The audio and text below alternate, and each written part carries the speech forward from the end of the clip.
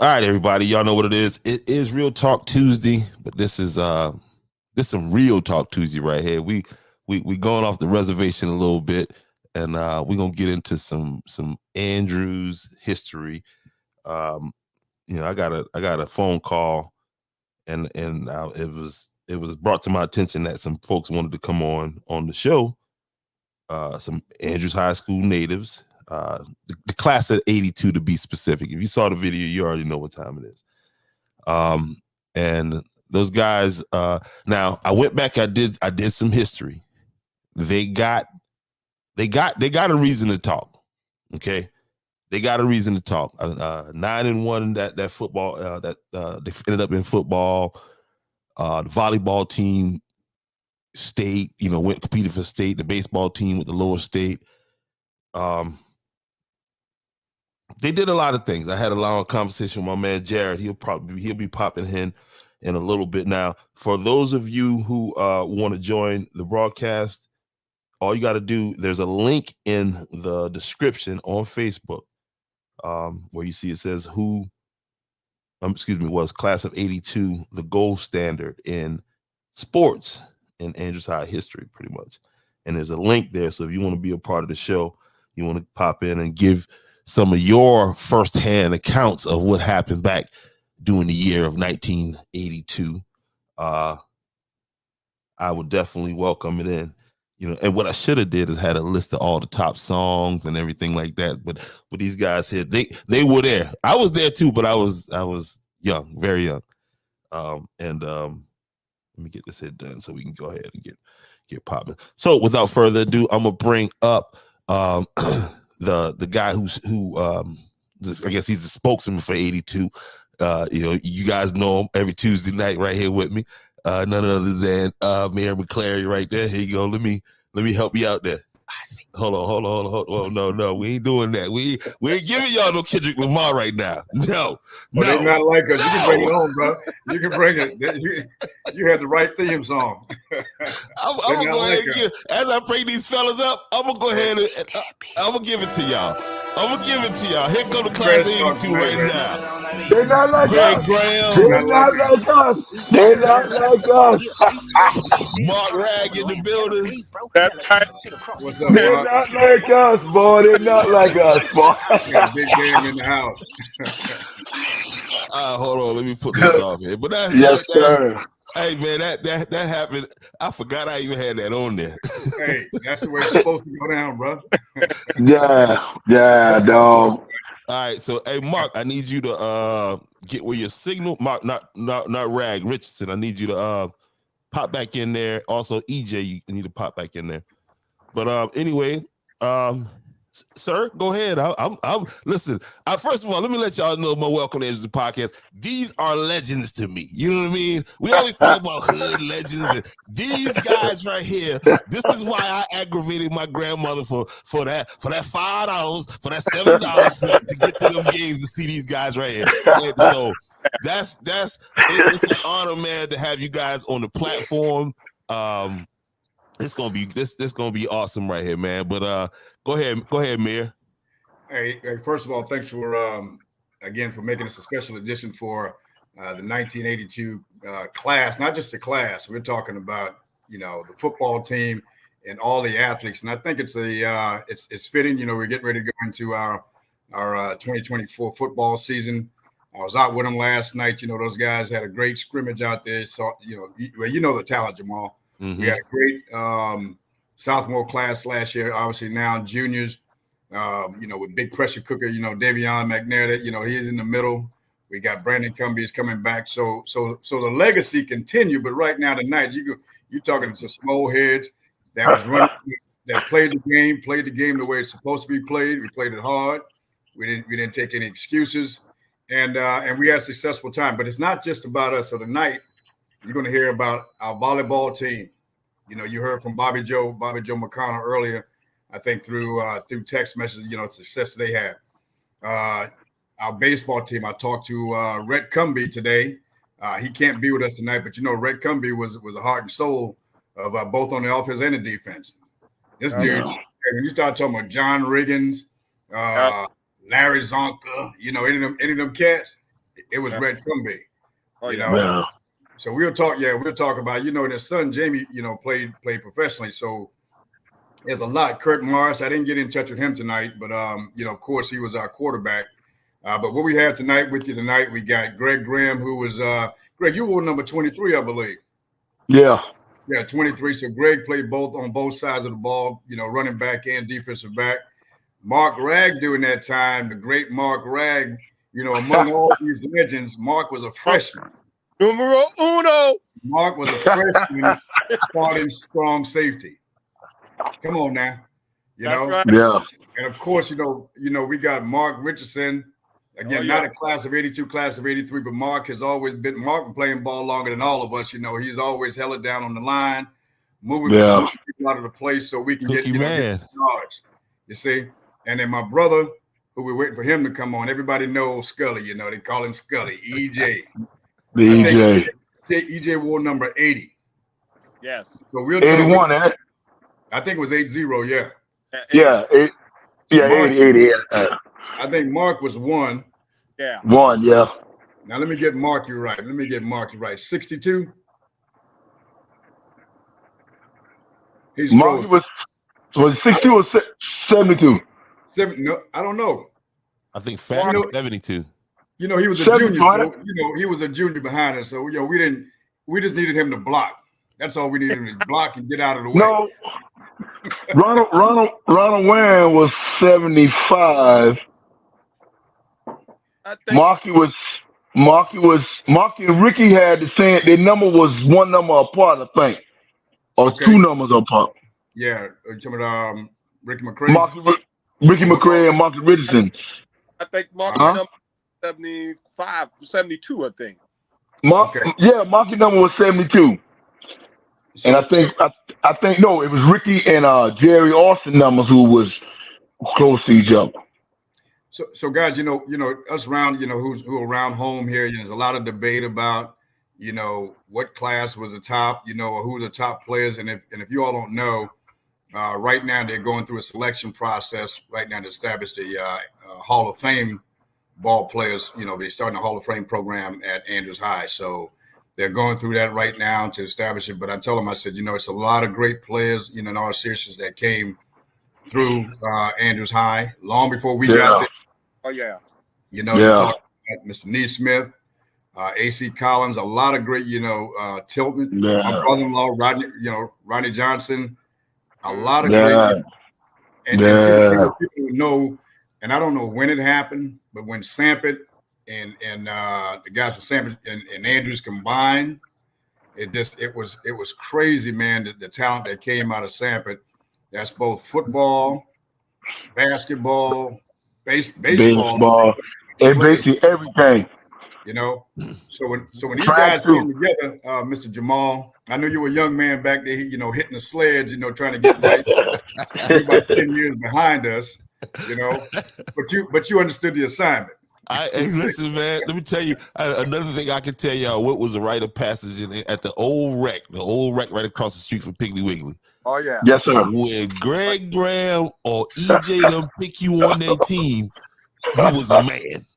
I don't care how old you was. You was a man at that point right there. Trust me. Oh yeah. So we're gonna talk a little bit about all this stuff, man. Of course, again, you got Pat Cumbie in that era. Hey, now Jamal don't talk about it a lot at all, but Marky has shared with me Jamal's time because I was long gone in the military, but I got some insights on him. Being I didn't know you carried the ball a little bit too. No, not much. I love tackling more than anything. Yeah. Yeah. So he's another Hall of Famer coming out of this thing. He just don't talk about it much. But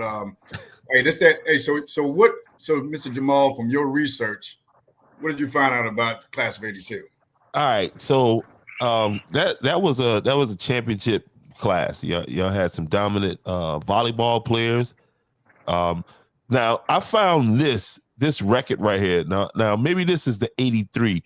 Did in 83, did you guys play different teams? Yeah, Go ahead, Mark. Yeah, it was it was some of the teams were different, pretty much the same, but a few teams were different that we played the 82 year. So is this because I see right here on this thing right here, it's got Simon Lewis head coach. Y'all played against C. Murray, Scotts Branch. Y'all went that year. What would that be? 8-3? No, yeah. This is the 83 year. This was my first year quarterback. Okay. This was your year. That's what we couldn't what I couldn't distinguish. Yeah, that's 83. That's 83 right here. Okay. Because we lost the Cross, Forest, Macedonia. Yep. Macedonia got us too. Yeah, Macedonia Cross, and we lost in the playoffs to Loras. So yeah, in 82, you guys went 9-1, Right. and you competed for Lower State or State. Lower State. Okay, we got EJ back. All right, there he is. What's up, fellas? Let's go. What's up here? No doubt. This right here, guys, this first ballot Hall of Famer right here. Andrew Hyde, first ballot, and if he's not first ballot, I promise you that it's rigged. Okay, it's rigged, and they don't know what they're doing. Let me go ahead and put that out there right now. All right, because here's one of our, like I said, one of the Triple Crown right here. You feel what I'm saying? First person to do it. Like I probably the first person to do it. You know, what was that? Track, basketball and football. That's right. That's all we did, man. Come on, man. That's Again, all, we had to do that. Hey, and my first college basketball, my uncle was the manager, Big Al. Rest in peace to Big Al. Hey, let me tell you something. My uncle took me to my first college basketball game, and EJ, Scully, you, and it was a battle between the Dream Team and Voorhees. Mm-hmm. I remember that. We gave them all they can take, though. Yes, sir. Yes, sir. And if I, again, if we look back at our skill set, and I can say with a lot of confidence, man, that I believe that Mark and EJ, because we, the rest of us, we were skilled at what we did, but I'm looking at these two guys, probably should have been in the NFL. Yeah, I'll say that without without any hesitation. Mark Ragg and EJ should have been playing in the NFL. Yeah, we didn't have nobody. We didn't have the push. We didn't have the push. Or no, we didn't have the person that say, "Okay, y'all, somebody come and look at these kids we got down here that's actually just playing off of raw talent, without no physical working out, no nothing. They just playing because they love to play, and that's just what we did. Because I can remember the team. I can't remember the team when they got in the fight, but the team was like, y'all don't even work out, and y'all one of the hardest team we go up against. And we like, working out? What is working out? We work out when we run in that yard and do what we do. That's right. But you don't come back in that house until late in that afternoon, and you better be in the house before the light comes on. Yeah, Frank, not just the Mark and EJ, but we had other talents before them and after them that we had a lot of players that come out of Andrews that should at least got a taste of what it is to be in the big time. Yeah. Yeah. And I mentioned these two gentlemen because they're on the screen, but Greg is right. You look at Kurt Morris was the #1 punter, and I think in the probably in probably in the country, in the South Carolina, yeah. He was heavily recruited. Georgia recruited him. Georgia recruited him. Well, he had about 20 different scholarship offers, and he decided to go to Georgia. Georgia, Clemson, all of them recruited him, as far as we know. Yeah. Okay, here the names come: Ronald Pringle. I'm talking about Gus. Hey, listen, it was Andrews has been a hotbed for talent for a long time, and I keep telling people the nuts and bolts are still there. That blood's still coming out of Samp, and that blood's still running around in Andrews. He's gotta get it. Where, like you say, we was just laser focused on balling. You know what I mean? There's always balling in the yard, and Jared, click the link. Come on in, man. That's all we had back then. We ain't had nothing else to do. What else? That's it. That's all you had to do. Well, Yeah. the thing was, here's the difference. And again, we have an opportunity for the last 8 years to see, to see the kids coming through now. Very, very talented athletes we have, but they don't have the same drive. They're not self-motivated and not unified. You'll see a cluster of ball players hanging out, do this thing. With us, it was a team. Wherever we went, we were together. That's right. And Yeah. and Yeah. when we practiced like we were, it was game time. I mean, Yeah. anybody remember Michael Dean? Oh yeah. Yeah. Yeah. Hit him up, Nip. Hit him up, Michael Nip. Dean, yeah, Michael Dean was, one of the smallest guy. Michael was probably about $150 soaking wet. But And what the nose tackle. the fight that he had in him and his desire to be on every Yeah. tackle. Michael played on the line. Him and Stevie Frazier played the defensive tackles. He always used to tell us, y'all hold him up and I'll hit him. Yeah. Hold him up in the air, I'll hit him. Yeah. Yeah. Mike got so many penalties, man, because he refused not to be on the tackle, whether it's before or after the whistle. After. Always coming in with that late hit. And so we had some great athletes, man. And I remember, we all remember the H.E. McCracken, the lower state game where we lost. Yeah. Everybody remember that. But Yeah. actually, all of our games were great. But I'll tell you, when we played Howard High in Georgetown, okay, they had Stephen Cobb. Stephen Cobb was one of, they were and somebody else's eye, he was the number one running back in the county. We were trying to disprove that. Okay. Yeah. So Stephen Cobb, you had Shepard. Yeah. The Gilliards. Yeah. So those guys were stacked. Oh and yeah. bigger than us, but they didn't have the fight, and it was a great game that night. I think it was like the place was sold out. Yeah. Under the lights, man. And I will tell you, People were trying to get in at halftime. bruh, y'all remember, man. It was a lot of. If you were in that pile, if you're in that tackle, you're gonna get bit, scratched, whatever the case may be. When you went for a tackle, you had to make sure you keep your head down because somebody flying by. And the key to it too, man, we had so many of our the older guys, they would follow us from place to place. We were, our games were aired on what was the radio host guy? Uncle Charlie. Charlie was one of them. Yeah. And there's been another one. The black guy out of King Street. Nate Myers. Nate Myers. Hey, off of the King Street station. that's right. And so those guys, man, and and that was one of the toughest game.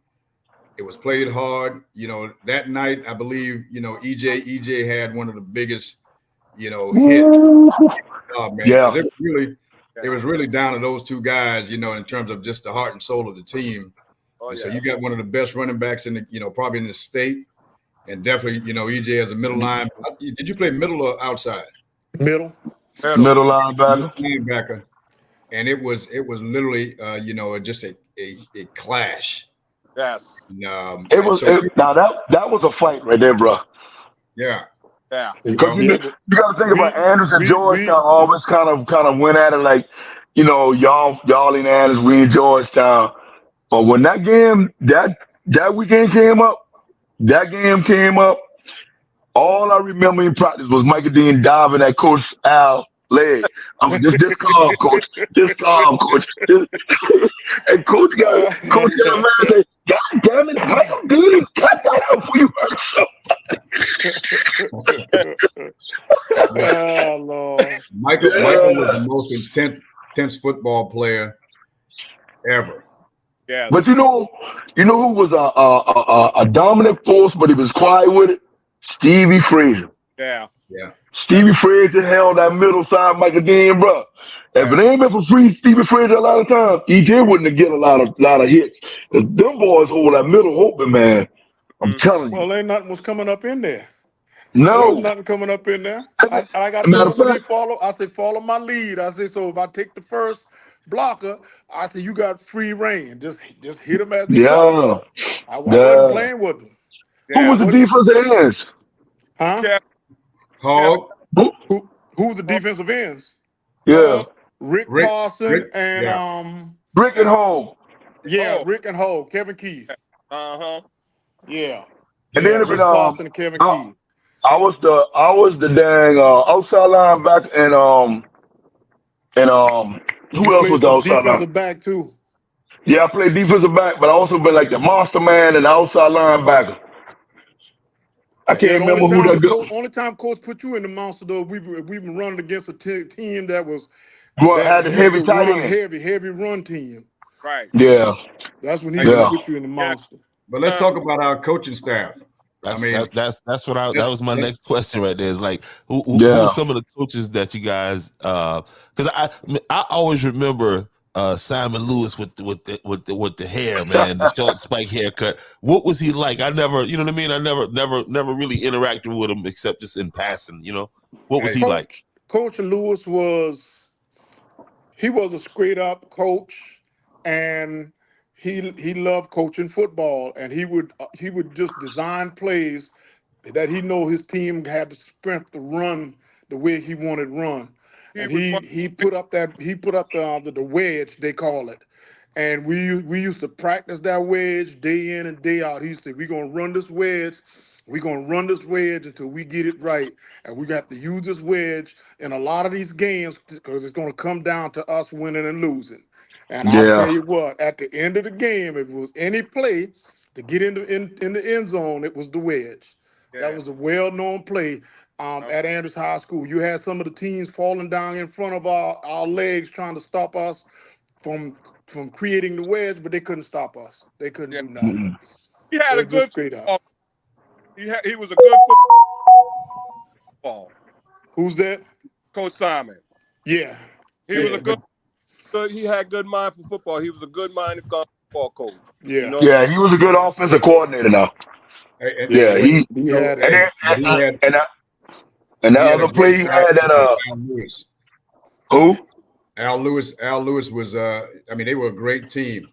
Yeah, Yeah, the defensive coordinator and offensive coordinator. Yeah, even go back to Buddy Moore when he was back at JV.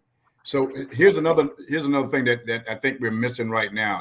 So from the midgets, the Mikes, junior varsity, we all ran the same place. So when we got to the varsity, man, none of this was foreign to us. And no, so it was all bred in our mind. all of it. And so when you talked about the wedge, and I think that's what Simon Lewis brought to us. But again, that chemistry between the two Lewis, and people thought that they were related, but it wasn't, because Coach Simon came I think from upstate, and Yeah, Al, I mean, just a great football mind, both of these guys. And Simon was about the business. He was college level, man. Oh, You know, Y'all remember that time I run into Al, run Al over, and Al cussed me off so bad. He said, "God damn, Billy, what the hell he said, you gonna let you run the ball? You gonna let me run the ball? You gonna let me run the ball? And coach said, when he had the ball, he hit, what in the hell did you do, Earl?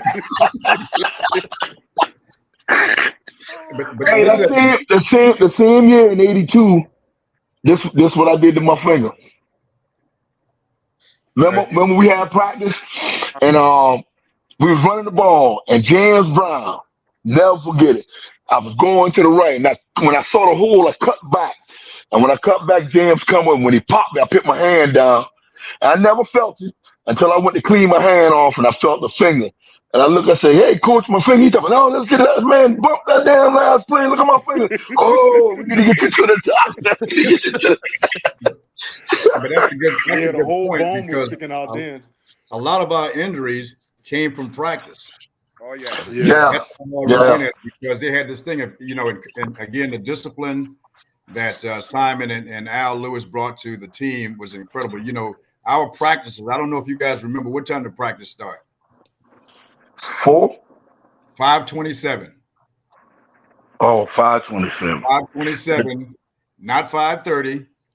527. And if you wasn't on that field and ready to go, and that's 100 yards, 100 yards of belly flop. You had to do them doggone belly flops. Remember that? Yeah. You know, you screw up in class, you're going, on the field, that's bull in the ring. Oh Yeah. Listen, Yeah. those coaches were, again, but we're from an era where if adults speak, we listen. Yeah. And that's not necessarily the case now, but in terms of just the discipline and being organized, and then again perfecting the plays, because I've never seen, and I'm sure in the pros, but Simon Lewis' offense was you would set up the next play. He would run. He would get the defense moving in a direction. Next thing you know, he hit him with a reverse or a swing. It was a perfect offense the way those coaches. So we had a great and of course our motivation. Who was the guy on the sideline? Baby Fat. Anybody remember Baby Fat? Oh, yeah. Yeah, Big Fat. Yeah. Baby Fat was the what was his first? He was the cheerleader. David. Yeah. Great guy. He followed the team around. Oh man, I remember him. remember Yeah, Yeah. David. Only teams that ran an unbalanced line. Yeah, we was on the team. We ran that single wing. Yeah. 45, Frank. Me and you, 45 with 5 reverse. Never forget that. Big money. But Never. and here's what you guys know. So I wish Sammy Parson was on here, because Sammy Parson was a Yeah, boy. Sammy Parson was I great was in about his to own ask. right. I was about to ask what kind of ball player Kuda was. Ooh, that nigga was fast in the hole, boy. if you didn't put pad on him when he got to the lineman, you better be running because he gone. He was one of those low level running backs, and Sammy was probably about 170, 180, something like that. Yeah, I think I pressed out about 150, 155. Couldn't get any weight. But Sammy Parson was playing ball since I think from Mike's all the way on up, so they knew him. I came into this thing. I think I played 1 year of midgets. And Sammy was the one who got me when I went to JV to play with with Coach Moore. I went because I was on the line. I was headed off with the line, and Sammy pulled me over. But Sammy pulled me over and said, "No, come, let's go with the running backs." And that's when that kind of started with me. But he was the starting tailback for a very long time. Sammy was that guy that they would pull up and just ran the ball hard. The only issue I had with Sammy Parson, we talk about it every time I see him. The only itch I had with Sammy, and he and I were close, we're still close friends. He was number 22, and I'm 21. So we call ourselves, Blackjack and Two Deuce. The only issue I had with Sammy Parson, Mr. Kuda Parson, is that when we got rolling, so of course he's the primary running back. Okay. So he's touching all the balls. I'm the wing back. So, either pass or the 48-go-5 reverse. Yeah. Big money play. And of course, would only run that maybe twice, 3 times a game. Well, and when we got rolling, Sammy, often wouldn't. He's the guy that's on the reverse to hand the ball off to me. Oh, he wouldn't have it all. He wouldn't have it all. Bro. And in my mindset was you're only gonna run 2 or 3 times. All the rest of mine is gonna be pass and whatever. And so I'm looking forward to this because Simon done set this thing. He's got the defense going in the direction. Leading this way, right? So here comes time for the big play. We run it. I get there, man, hands up. Sammy never hand the ball off. Of course, all of the, again, he's got these guys focused here, so we don't want it to go there. Sammy never ever made it to the line of scrimmage. No. So we get back to the huddle. I say, Sammy, man, what's going on? Come on, of course, back then we had some choice words. Sammy, he said, man, I forgot. Until this day, when we passed each other in the street, he called the 48-go-5 reverse. I'm still hot about that. But that was Kuda though. Yeah, that's Kuda Parson, man. Yeah, that's Kuda Parson. And then you think about it, Frank. Not just Sammy, but we did have some characters We had some clowns that played their position, and we had characters that just we thought would never make it on the team. We had guys that actually, when they made the squad, it's like their whole demeanor and their life changed. They were like, okay, I can't be the one mess up because I got all these other cats. And yeah, nobody wilted, nobody give in. Everybody fight to the last end. Well, you're Everybody. right. And that's probably why we're still right now at odds about who really caused us to lose the game in the lower state. Goddamn James Thompson.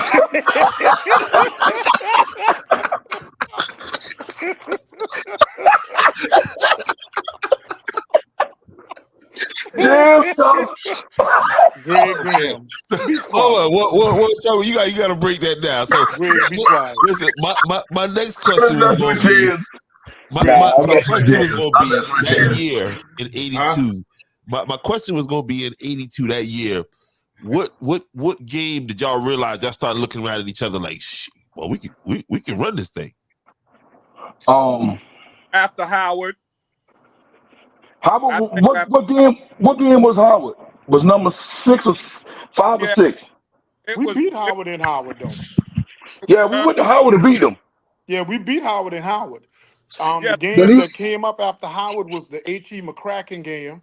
Or did we Mm-mm. have one before then? no. A.T. McCracklin was the lower state game. yeah, No, We traveled to Mark A.T. has it right. McCracken. Mark has it right. yeah. Yeah, it was. We got really. We knew we were good, and we knew we were well. But Mark said it right. I think when we beat Howard, and I think Howard was somewhere in the middle of the season, I believe. Yeah. And But if I'm not, didn't win y'all huh? didn't win y'all come to us the week before with that big white boy and we had to beat his tail down in Anders? The week before when y'all came to us and we Greg, barely why beat you win so y'all. violent, man? How you mean? Why you so violent about beating the white boy down? Boy, we did. Y'all been that big white boy been like Rat Cumbie, man. He was a big boy. I know he was Huh? a big boy, but God, you ain't got to be so violent with your words, man. Bruh, we put pad on that boy, man. We had to pad that boy. That dude look like Mike Allstar coming through that line, man. But you know what? Shoot. It was two of them. What when we played Howard, and what's the team out of Columbia? Well, I um, think you're talking about East Side. East East Side. Side. Yeah, Yeah. So where we played. yeah, you're absolutely right. So I think, but again, back to your point, I think Howard was in the middle. Yeah, And if I'm not mistaken, Howard, after Howard, I believe was Cross. We played Cross at home, and that's the game. And so I think we got a little cocky, yeah, and we lost our edge, and we lost that game. The only game we lost during the regular season, right. and so so we got a little cocky. But again, at East Side, a big 3 or 4 year school out of up in What? there, Clinton. In They invited Columbia. us for their homecoming. That was our junior year, or Mhm. my junior Yeah. year. And then the And senior year, I don't know what was said before we got there, but I know when we was coming off the bus, I think the whole football team was coming out of the gym looking at us as we was unloading our stuff. They must be got the words that this little 2 ATM ain't nothing to play with. And, So and they been everybody looking, and they their were mama watching beat us down. everybody. Everybody Yeah, was it looking. was. well, Franklin Them Young some was the little biggest guy. guys. Okay, you think we little if you want to, but I tell you what, that ball carrier they had, he was a ball, he was a pinball. That You boy Yeah, remember was his Johnny about name? at Ross. least about Johnny 220 Ross. For who? Huh? for For East Eastway. Side, his name was Johnny Ross, wasn't it? Jody Ross. Yep. Yeah, Yeah. yeah. I know a He was couple of times hard. me and him ran head on. But I would But say I, I would ask the question here is Jamal, and again as we talk about our era. So let's look at positions, over time from what of course we won't have all the data because we've been out. So Jamal, I think you're about 10 years behind us. And of course you got great players that came out during your time. So if we look at from the quarterback position, I'd ask each of you who was and guess not just our playing time, but who do you think was one of the best at that position? I would have to, with me, I remember Donald Rutledge being electrifying during the time I was coming up. He was one of the best. But he didn't have the offensive line that Kurt Morris had. That's the only thing. He had to do a lot of scrambling and getting extra yards on his own. Now, Donald can run that ball now. Yeah, he Donald can run Rutledge the been ball. Like Michael I Vick. said, He was Michael Vick to me. That long That's hair. Donald Rutledge. yeah. That was Donald Rutledge. He was Yeah, Michael Vick Donald to me. Rutledge, he wasn't no joke back then. So I he was then one you- of the- I would agree. Donald is probably the best athlete. I'd have to give him, him and EJ. I think it's a different category because Donald was you put those two guys, EJ and Donald, because they did it all very well. At the top of basketball, baseball, you name it. Donald was a very shifty, and someone said Michael Vick. I agree with you.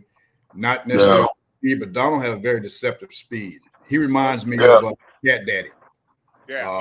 Levon, who's running, and in fact, he went to Erskine. He's playing in Erskine this year. Absolutely. So when we start to compare, you guys, when you come to homecoming, and that's Levon White's son. Okay. Oh, okay. And we have some right now we got some athletes that's coming out of Andrews, was playing now and came out these last couple of years, man, that you guys will be very, very impressed with and should go places, if they get with the right team. Yeah. Donald was that guy that you can put in and he's going to make something happen. Yes. In fact, he was the one who broke the that hole that East Side had on us down there, because Kurt was a starting quarterback, and Kurt had an arm, and he's 6'3", he can see over the line, and he can get the ball to us. And as I tell people, before there was Brady and Tom Brady, who was his favorite receiver? Harris. McCaffrey. Marvin Harris. Marvin Harris. No, Tom Brady. Harris. Marvin. What's the boy in Randy Moss was his catcher, and then the little short guy. So the point I'm making is that you had Kurt Morris and Burt Jordan. Oh, yeah. You're talking about Rob Gronkowski. Yeah. So the way those guys connect, Kurt Morris and Jordan was doing that in high school back in the day. So he would, so he had the arm. He wasn't as mobile as Donald. And he can see over the the offensive line. Yeah, very good quarterback. I think he was a better punter, but a very good quarterback. And but if you're talking about confusing the defense, you put Donald Rutledge in it because he can run. He's evasive.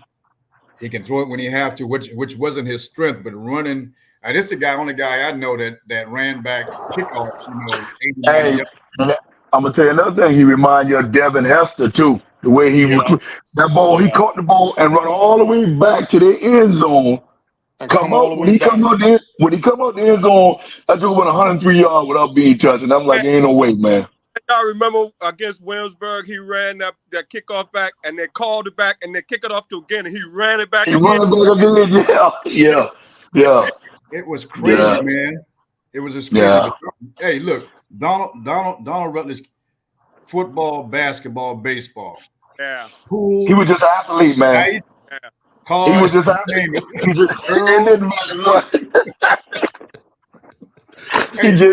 And the brother was just smooth with it, man. Oh, yeah. I mean, good guy. These grown men would get off work on Fridays and out there shooting dice with this dude and playing, shooting pool. And man. And lose all their money.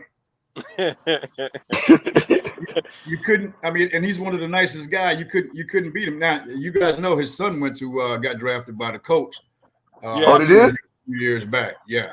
Oh, okay. Got drafted by the coach. I don't know if he's still playing, but just great. So then let's talk about running backs. No, we had some running backs back there, boy. We had I remember what's the guy name that came out before us? Johnny Beelan was a running back, wasn't he? No, Johnny Beelan. Now, when we get to linebackers, so we start talking about linebackers. Johnny Beelan, linebacker. That gentleman, Felix, not Felix. What's the Hudson boy? He been a running back.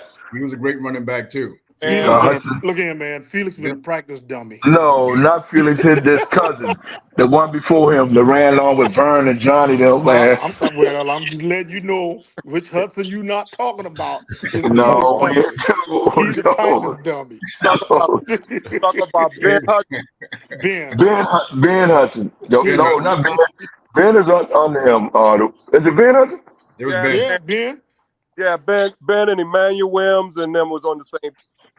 Yeah. Oh yeah. Now Manuel Williams, Gus' brother boy, that been a beast, man. Until somebody yeah. got him, man. That was Alan crazy. Post. Alan Yeah, Post. Yeah, Alan Post, yeah. He was deep with Now- Tyler, boy. Alan Poston was and I think Alan went to Shawan, I believe. Yeah. Yeah. Yeah, he Alan went to came Shawan. back like the Incredible Hulk. And Yeah. I'm gonna tell you Yeah. guys what you guys have missed, and I would have missed it too had I not come back home. Alan was. I'm gonna tell you, when you start talking about coaches and the fundamentals, and just a great coach, Alan Poston is one of the best. Yeah. I got to tell you, man. Okay. I was Good. enough to when I got back here to do some assisting, help him with the team, but he didn't really need my help. I was just, I wanted to integrate him back in the community. But I Yeah. watched man the way he coached these young men. I mean, I'm talking about just he can break it down where they can understand it, and we're seeing. I think most of them probably have graduated at this point, but one of the best fundamental teaching coach and an inspirational coach I've seen. Definitely an Andrews. Yeah, damn, that's good. And back to the linebacker. So when EJ, Johnny Beelan, Oh yeah. Alan Poston, it's guys like this. Steven Frazier. Yeah, Stephen Frazier. Hey, did Rhett play a little linebacker or what? Yeah, Yeah. Red played linebacker. He played linebacker. Red play linebacker, Yeah. About some of the greats, man. I mean, And, these are the names that comes to mind. Then, and the thing about it, like with me, I would play two positions on the defense. Depends on what the offense was running. Coach Al had me playing Mike linebacker or outside linebacker, or he was like, you know what, I need you to play cornerback. It's just we had raw talent that not that our coaches if we had somebody actually just take and harness our energy and our heartbeat the way we played, bro, a lot of us would have been like, we sitting back right now and done come out the league, man. I really believe that. Yeah. I really believe that. I got guys, this guy right here, man, he always fascinates me about how in depth of history is Signal is spinning right now. But I want Jared to get on here and jump in, man, because again, sometimes some of the names he pull out, I'd be like, man, what? How you know that, man? You wasn't there. You know what I mean? But he's a true historian. Jared, can you hear me, Jared? We getting rolling around. Let's see what we got here.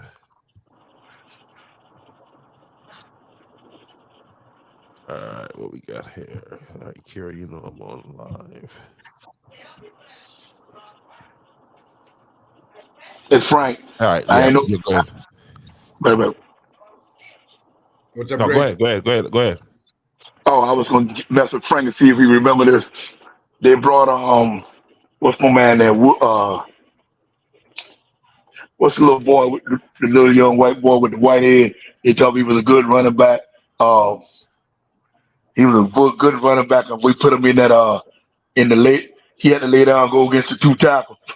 See, Frank stood aside. Frank said, "Oh, he good, huh?" He said, "Wait, that get up." Frank said, "Wait, that get up there." What my man there? Woody, not Woody. No. Not Rick. You talk about Van. No, little short white guy with dark hair, and I he was think that kind was of. Van. That David was Van, They were- not Van Marie. Van Marie been a No. fullback.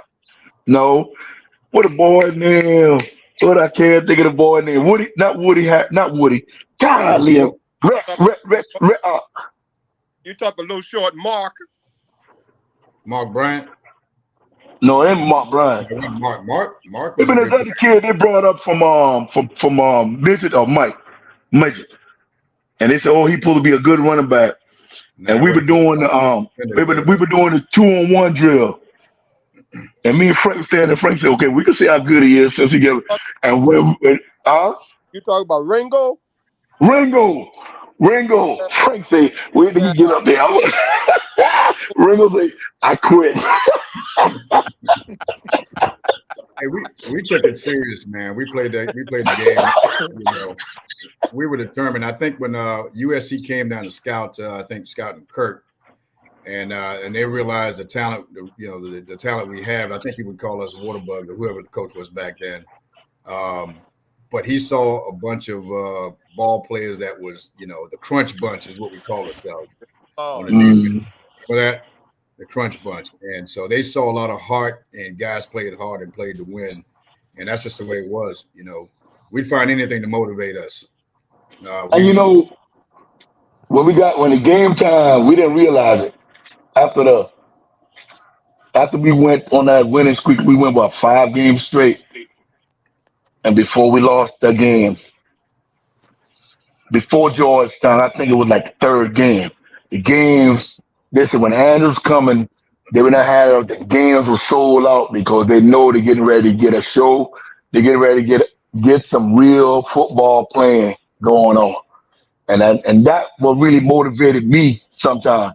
I'm like, okay, they're coming to see us play. All right, well let's get them a show. Man, even during the time after we graduated and Andrews High School still had a good team, Yes. I would go out to the games myself, just walk out there, and all around old Andrews High School Stadium, people would park on the side of the road in vans and Yeah, trucks and sit out there and watch the game.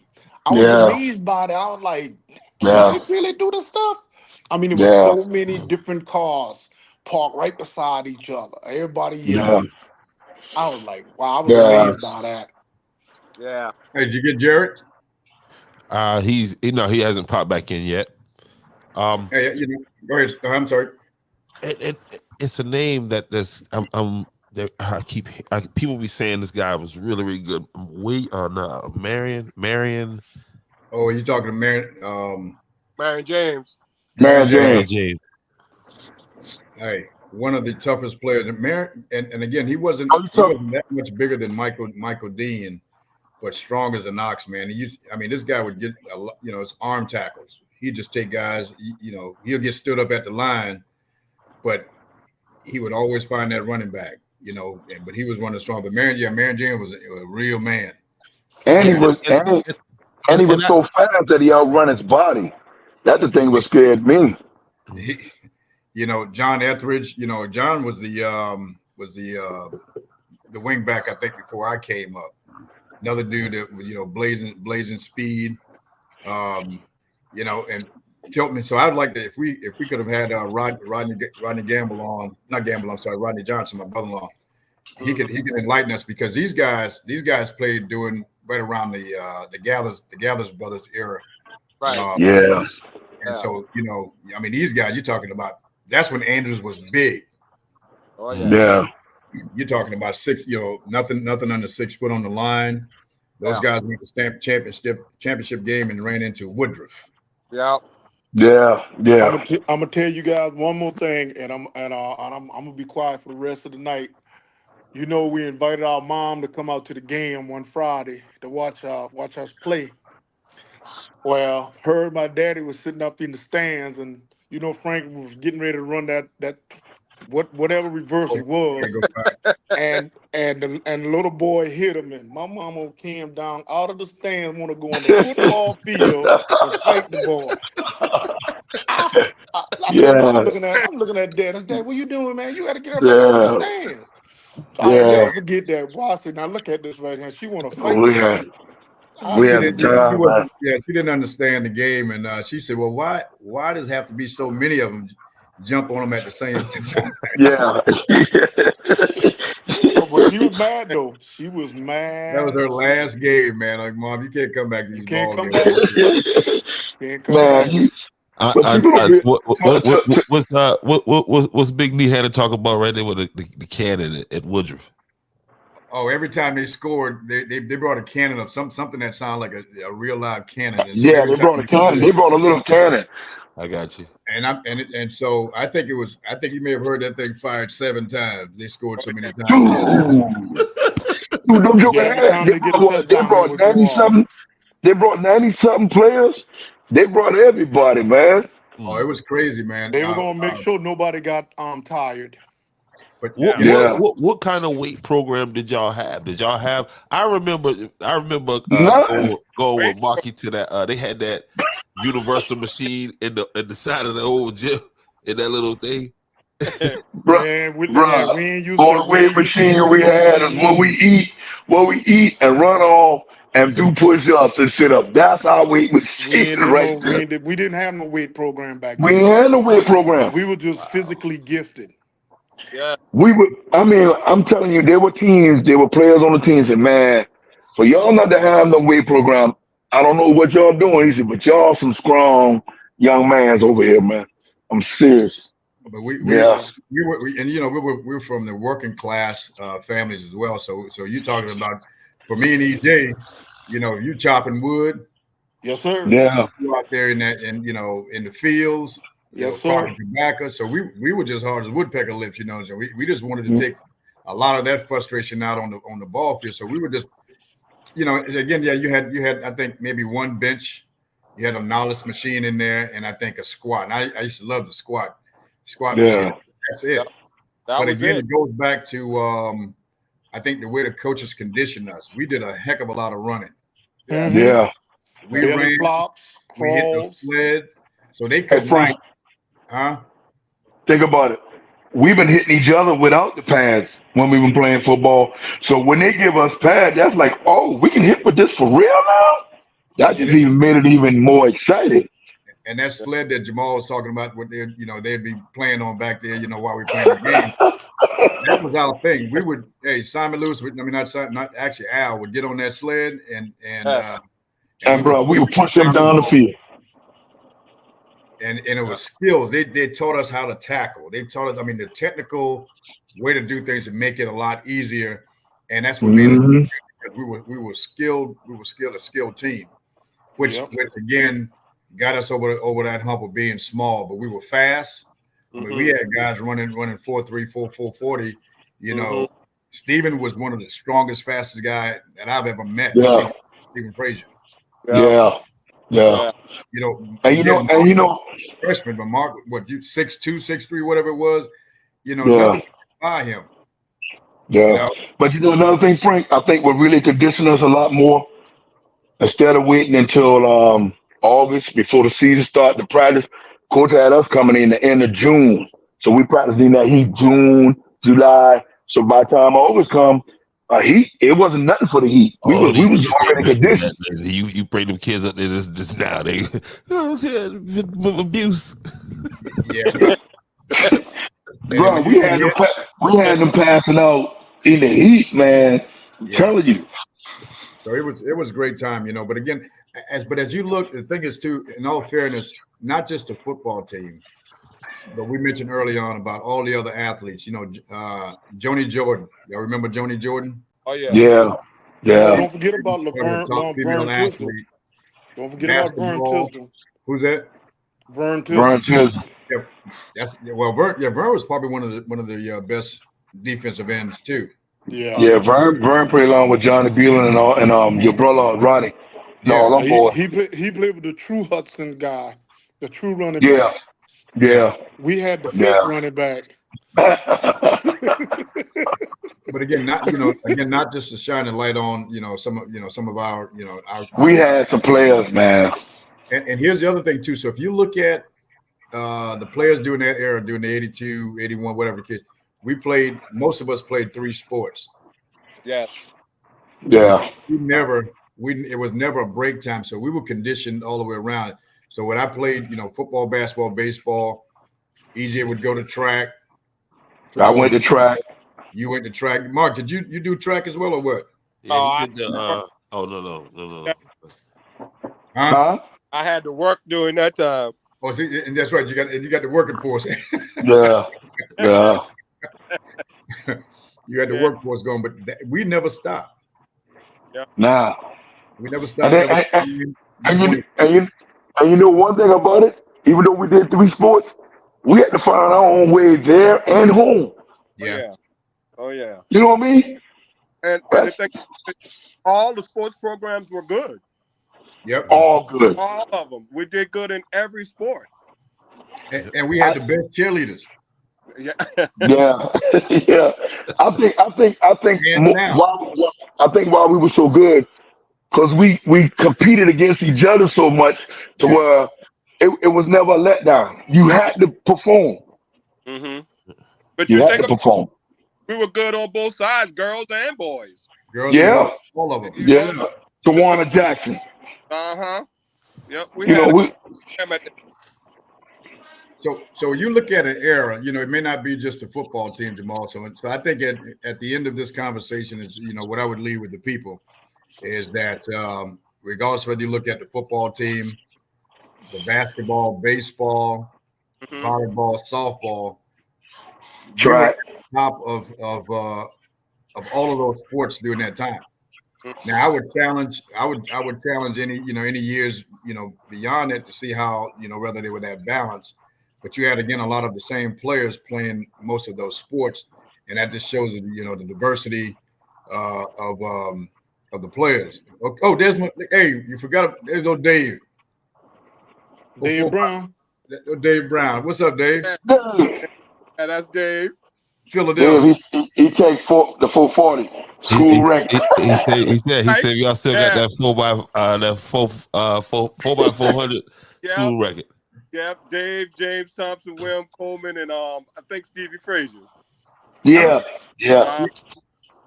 I didn't get to see any of the track, man, because baseball, you know, we stayed on the go.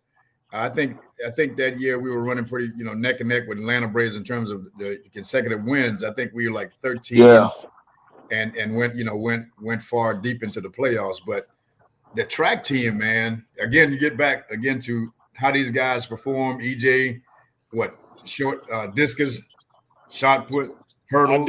I did more of the high hurdle, low hurdles. I did the 100, 200. I did the 440. I did the high jump. I didn't do the pole vault. I let Peanut Chandler do that. Yeah. I wasn't about to break my neck on that. I did the 220, the 440. Man. This dude, you know, EJ, and I always tell him, man, his problem was EJ wouldn't stay focused. EJ wouldn't stay focused. I wouldn't stay focused. I'm talking about this. You should have been playing at some professional level. Oh yeah, there's no question about that. Especially in football. No doubt. Football, you know, back then, EJ's size 6'2" was, you know, that as a center, that was big back then. Oh yeah. And when he hit Stephen Cobb in Georgetown, they roll up under that bench. It sounded like 2 trucks sit out there, and EJ get up and come from under that bench and Cobb and land. They talk about, man, what happened? I said, right there. It's over. Michael Dean run over there and talk about, oh, you think that's all you gonna get tonight? You think that's all you get tonight? It was wild, man. But those are the skills, you know. And again, Mark, you were on that. Were you on that championship team basketball? Yes. Yeah. Mark been on it. Yeah, so that's when they had Leroy Gasky. 84. Yeah. 84. 84. Yeah. So that's when what's his name took over for Coach Coach Hazel. Coach Hazel took over because the Bulls was our coach. Yeah. Yeah, the Bulls. Yeah. Yeah, we had a coach. We had a good program during that time also. Well, we didn't have a good program. We had good players, but we didn't have a good program. Basketball. Yeah, basketball. Yeah, but Hazelden was he could be tough to get along with, but you were prepared. We were always prepared. Oh yeah. When he came from North Carolina, that he brought that North Carolina coaching style with him. He's the type of coach where he make you want to play for him and make you want to win, because he was just gutsy, and the Bulls wasn't like that.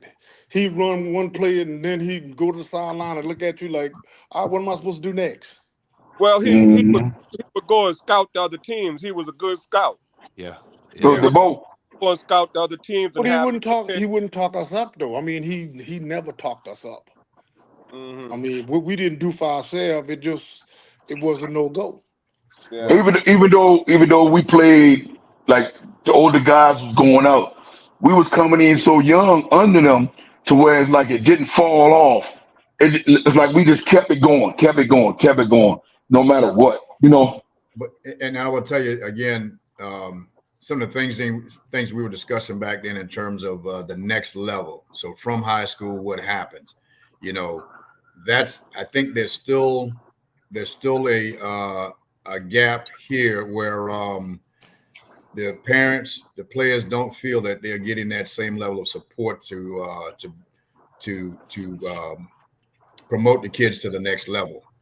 Yeah, So that as again we talk about all these athletes, great athletes that came through the program. It's still something I don't know what it is, but the consensus is that the kids are not getting the the right support. recognition. Yeah, the Yeah, recognition for the next. I mean, that's the reality, and I don't know why that is. I had a long conversation with Jared about that today. We we're gonna do a podcast on that, and it's gonna be because a lot of it is I'll give you an example with Cat Daddy. If it wasn't for Levon, for his dad pushing the way he was pushing, he would have fell right through the cracks. You know what I mean? But I want to say this because I know we had a fairly decent way to go as far as men. We had some women that were really good during that time for basketball and track and volleyball and stuff. And you cannot leave them out and just talk about us, because my sister was there, Timo was there, Andrea Yep. Hanna. Yep. Um, who else was Yeah, we, involved? Anita Moore, Bobby Joe Kim McCullough, Bobby yeah, Joe, I remember McCollum. Elwana Jackson. I mean Elwana Elwan Elwana. Jackson, Harris, Elwan Harris. Harris. Yep. Yeah, Elwana we Harris. had some females now, but see that to Um, say the competition didn't just run with the guys. The competition ran with the girls because when we would go play basketball, a lot of those females would come and play with us. So it yeah. didn't be like and they were like, don't treat us because we know female. We could play. They play hard just as hard as we did. Oh yeah. Oh, Demetria Anna. I didn't realize she went to Junior Olympic. Okay. Yeah, Oh she yeah. did. She Yeah, was good. yeah. Listen, let me tell y'all, I was there that night. She dropped 50, I think it was 53 or 55, and it was What? high. Damn. Talk about that little shimmy with the high knee, little jump right there right across the middle. Hey, Now Bethany was with them or no, Bethany Bethany was Hayward. behind. That was Michi, Val Jean, Lydia Frazier, and I Dang, guess boy, forgot all their names. yeah, and yeah. our two sisters played. I don't again I missed all of it because I was traveling, but those are So we just a great athletes. But again, it goes back to the point I'm trying to make is that why are our athletes not getting the recognition and going to is it academics? Because we know it's not I think it, Yeah, I, the ability I to play think the game. I think it's the way. I think the way we live at where we from, the low country, and we're not our school as a name of Andrews High is not really getting pushed out there as a potential look. You got some good players down there. Just probably somebody go down there and scout and see what you can find. Well, that's part of the problem, but I think the major problem is the platform. And like for me, with my daughter playing professionally basketball, she had a platform because up here in Charlotte, they have platforms where these girls can play off of. But in the low country, there's not enough platform for these young girls to get the recognition that they need and for these coaches to Absolutely. get the coaching that they need because some of these coaches they still need to be taught how to run their teams. Some of them, when I Yeah, go to some of the football, basketball games and I see how these girls play, I'm like, what in the world are y'all teaching these girls? you know. But I mean, I know they're trying, but they need to get with other coaches on a professional level and learn stuff from them in order to bring their program up to where it needs to be respectable. You know, when you got girls that can't shoot a 5 foot jumper and scared to shoot a jumper because the coach going to fuss at them, that's ludicrous. Because up here in Charlotte, when they pull up from a 3 point line, they ain't blanking, they ain't doing, they letting go. And Yeah, that's how different it is up here. But They then, letting yeah, go. but how do you The platform explain? is different. Yeah, The but how do you platform is different. explain you have uh, players making, the North South All Star team? Okay, but yeah. these guys are not getting into the schools. Again, I don't know all the particulars, and I don't know, again, academically, I don't know where they stand. But we have some top notch kids that are not making that level, and this has been that can be consistent in our program for decades. Yeah. But I mean, if so much is uh like you just said, the platform, or the coaches really reaching out to certain schools, or is they Right. reaching out to any schools to bring any recognition to us? You There see, you go. you gotta have someone call around and say, man, look here, I got this kid, I got a couple little kids y'all might want to come and look at. Can you just send someone down and check them out? See, if you don't Yeah. get somebody to reach out, then they ain't gonna know nothing about Yeah, because see, you. with me traveling with my daughter, I didn't know that playing AAU would qualify. See, we live in North Carolina, so the coach, which was a big time coach, Boo Williams up in Virginia, as long as these states are connected, you can go play AAU for any one of these states, long as it's not two states It's two over. up. It's 2 up, 2 down. Yep. Okay, here It's we go. there you go. So There you go. guys, Let's hear what Mr. Jerry has. this right when you were saying, EJ, about the platform, me and Jared had that conversation today of some of the we got a podcast that me and him going to do, really touching home with this subject. But go ahead, Jared, and add to it, and welcome anyway, sir. Go ahead. Hey, what's up, fellas? Hey, It's Jerry, great what's up, listening to Jerry, you man? guys on the podcast. A lot of you guys I looked up to and inspired to be like. The area isn't the issue. A lot of the issue has to do with the fact that parents aren't educated. And when you try to educate parents, they can't see outside of the micro level instead of the macro level. A lot of these kids don't take college prep classes. A lot of these kids don't understand that you have to have an NCAA ID number where there's a curriculum. You got your Yeah, core classes, you got your non-core classes. You got 4 Englishes, 3 maths, 2 social sciences, and 2 electives. And you got to have above a 2.5 GPA to qualify to play Division One. And before they stop allowing you to take the SAT or the ACT, you have to have an 820 or 818 equivalent on the ACT. Well, if you got your kids in general classes, they're not going to qualify to play NCAA Division One or Division Two. Another yeah, problem is we invest in clothes, we invest in my yeah, kid having a car, but we don't invest in them having a trainer. We don't invest in them playing travel basketball or travel volleyball, where back in your day, you had college coaches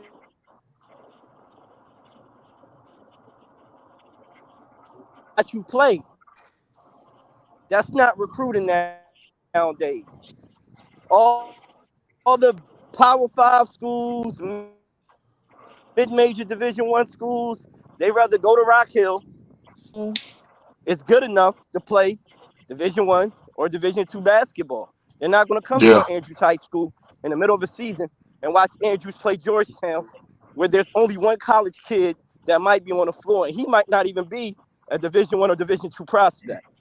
Um, yeah, the issue issue is You got to stay that still, Jared. in the myself, early 2000s, myself and Edquan Pope started trying to do our due diligence to help kids from Georgetown and Williamsburg County or any counties in the surrounding areas get into. He's freezing up. Yeah, you got to stay Yeah, stationary. he walking. Jared. He moving. Ravens. And we had an abundance. Hey, Jared, we losing you. You got to stay still. Yeah, he walking, so it's not picking up right. Yeah. I But stopped. yeah, Frank, like you said, I'm standing still right now. All right, All go right, we ahead. can Can you hear hear you. me? Yeah. we can hear you a little bit now. All right, he just dropped out. We got Andrea Hannah says right here, I walked on that Claflin and got redshirted and ended up at Voorhees where I started all 4 years. Sometimes the players have to take the initiative. Yep, my grandparents didn't know anything about about sending tapes or contacting coaches. You got to want it enough. Well, That's she's true right. too. She's Yeah. very true to that. I mean, because I went to Voorhees actually when she came back home and told me about going to college. I wasn't thinking about Voorhees, but I was like, yeah, I can check it out. And I went up there and applied and got right in. And I started playing basketball and running track for them. The only thing that I didn't like, they didn't have a football team, you know. But I mean, some of the decisions you make back then, you just do what you needed to do. And because when I left Andrews in '82, I went to Fayetteville State, and I was running a 440 in like 48, 49 seconds. And the coach up there, he like, I cannot believe you are a linebacker and you running a 440 this fast. He's like, where do you get all those? I said, it's just natural. It was just natural for me to do. But like when I went up there, I went with Franklin Young, and he didn't want to stay. I was like, well, I ain't got no ride to go back and forth to Andrews. But had I stayed where I was, I think I would have had more opportunity to be seen in a small college would had a football program compared to going to Voorhees and just playing basketball and running track. But here's what I would say too. I think Jarrett made some very valid points, and I know we a lot of times, especially from the spectator position, we look at the athlete and we see how well they're performing on the field, but are they performing in the classroom? And then because I've seen a couple of comments, where are the parents in that respect? Not just the parent, but everybody that is coming together to make this student athlete prepared for the next level. So, Yeah. it was different for us. I mean, I went to Benedict because I was told by the school recruiter that they were getting a football team. Well, this is great. I'll go there. And they didn't do that then. So I played baseball, which is what I'm more skilled at, and had a very successful career. And, now I'm a Hall of Famer, that kind of business. But Angela's point and what EJ is saying is that where's that motivation from within From the the kid kid. that want to, because there are going to be other opportunities. Once you get to that level, it may be another direction that you take. But the thing is that you got to keep moving forward. And then do we have those things in place, the structure? Are we, guidance council? Are we talking about the kids, the other opportunities Yeah. in sports? Sports, in many cases, is going to be that platform to get launches you in a different direction. Yeah. So Yeah, we're but not, you also got to have that educational part. That's one thing that I learned right. when my daughter was playing basketball, and me and her mom stayed on her butt year round because it's like if you don't get the grades, you're not playing and you're not traveling. Yeah. Yeah. And Yeah. she got down in them books and She ended up having a B plus average coming out of high school, so that's why she was able to go to these Look, Division I school, because you got to stay on your kids if they want to play sports. Yeah, and you got to be there with them and push them, encourage them, because this is what they need. They don't need you, just standing over them and saying, okay, well, you're doing all right. No, encourage them. Get a trainer for them. Let them see that you putting forth the effort so they can put forth more effort. And that's what it takes. that's not only in college. That's happening right now because That's in life. the little kids now, if they playing sports now in school, the parents got to pay for everything. It ain't free like how we had it. The pads were there, the helmets were there, or the stuff. We had to buy sneakers when we played ball, but now you got to pay the money to actually play the sport. So it's a difference now than it was when we come. And I think a lot of time we didn't have the personnel to say, okay, y'all probably pretty good.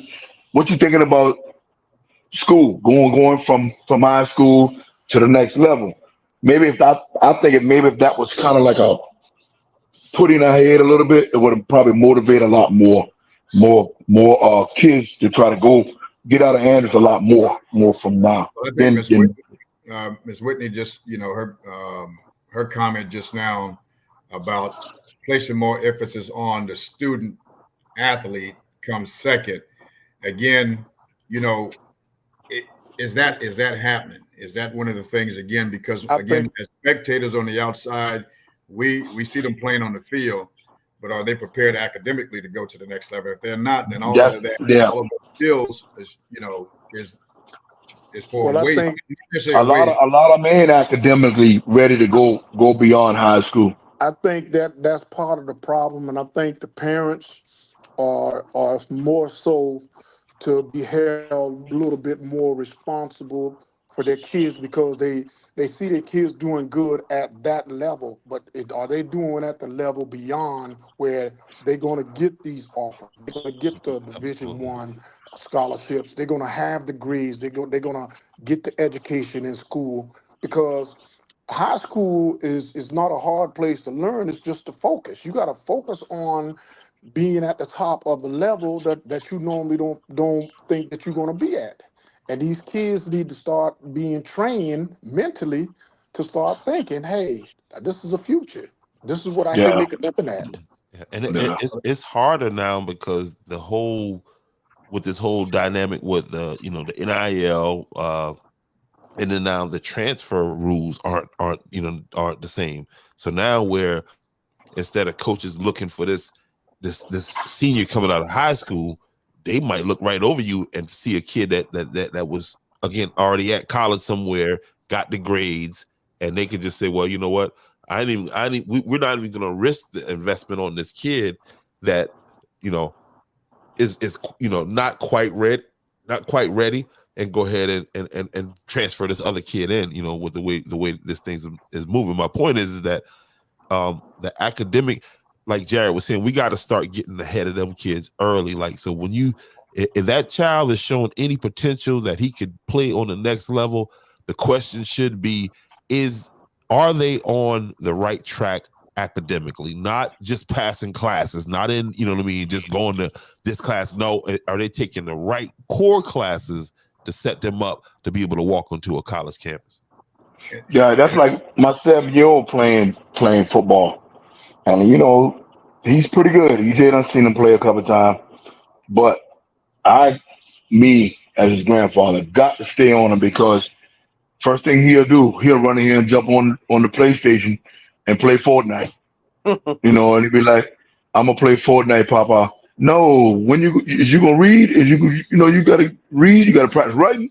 And now I just learned a few years ago that they don't even teach cursive writing no more in school. Not at No, all. they So, don't. so I'm like, how? So when a paper come out, how you supposed to? You say sign your name. How you gonna sign your name? What, you gonna print it? That's signing your name now.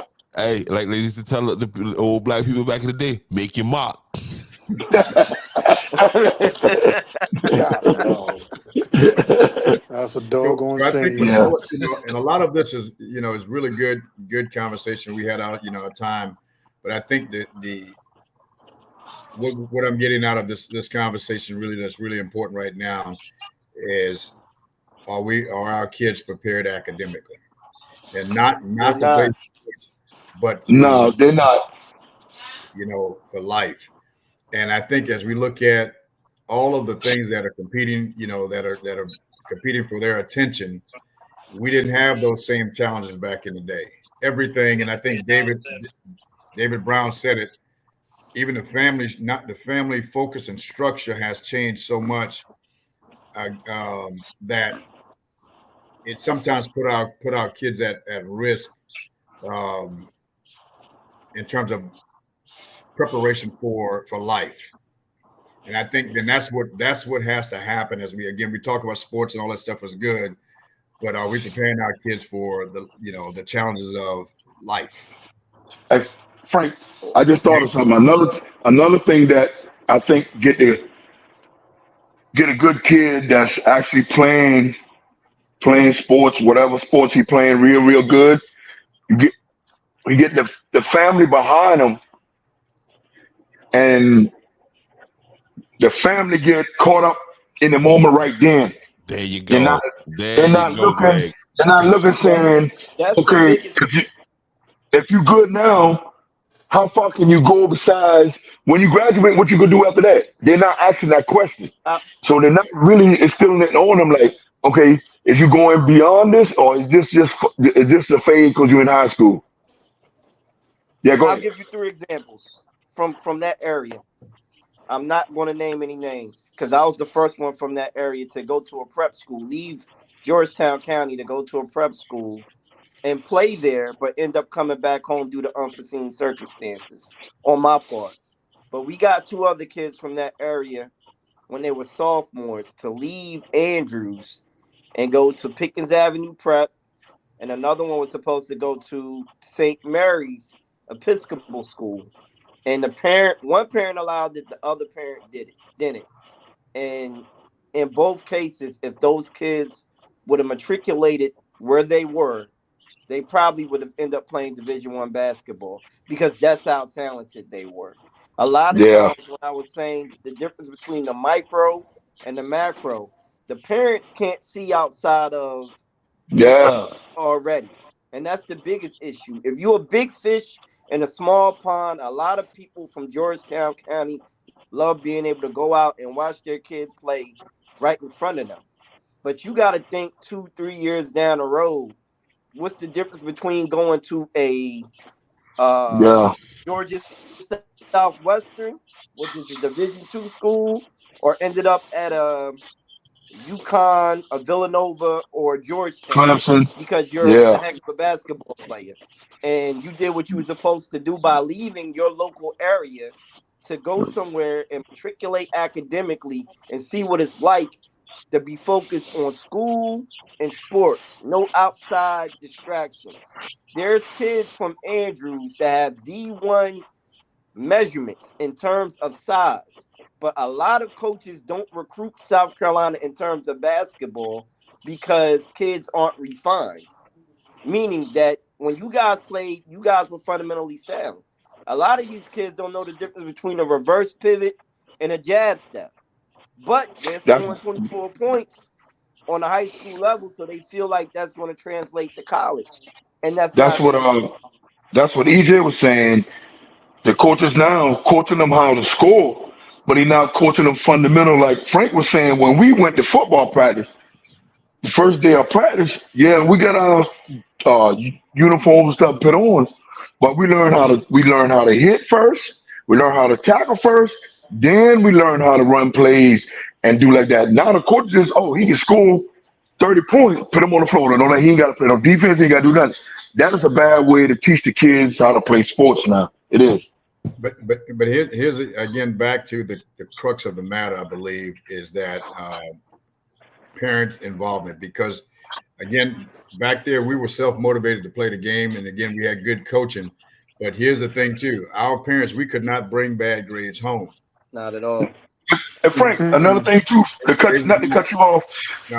when we went to school, we picked at each other so much. You even if you know you get a bad grade in class, your friends will give you the devil, so you know you have to keep up.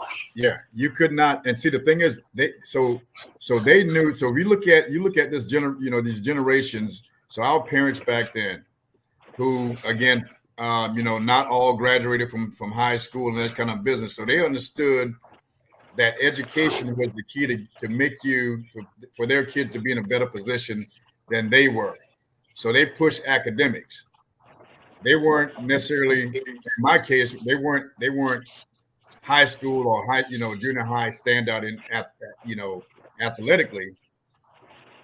They played the game, but they know the key to success was getting your education. You better get those grades, and we knew that. And if you didn't, here's the thing, and if you didn't get those grades, you weren't playing in sports. And the school didn't have to tell you that. No, that came from mom and dad. If you didn't make those grades, you were, and we're not talking about C's and D's. If you didn't make those grades that you put in an effort, you can cancel sports. I mean, they would snatch you up quick. No, ain't that they snatch you up. They come to the school and tell the principal and the coach, look, he ain't playing until his grades get up. Then I'll see if I let him play then. So you knew what was coming if you failed. Right. So the question is that the mentality, what's the mentality right now? Like I said, it's not that. The mentality right now is, she'll be all right. He'll be all right. He gonna do he'll better. get it. He'll get it. It's not he gonna do better. You make sure he does better. And it's not a knock on. I think the thing is we have to have real conversation, real talk about what really is holding our kids back from being the best prepared for life, not just sports. And again, I go back to Ms. Whitney's her point is that I think it's the family dynamics. It's just everything about the family and how involved the parents are and how involved they want to be, and the kids, where their mentality is and what they want to do with themselves. Because you just can't put it all on one person or one thing. It's a whole connection of everything coming together. It's right. That's a collective of things that's going on. Yeah. It takes a village, A, and B, you have to stop pushing people out of the community that can actually help children. A lot of people don't even understand that there are people in Andrew that can help in terms of getting their kids. Listen, like no one knows that, but Val Jean Hannah's son helped get kids in the Adonis.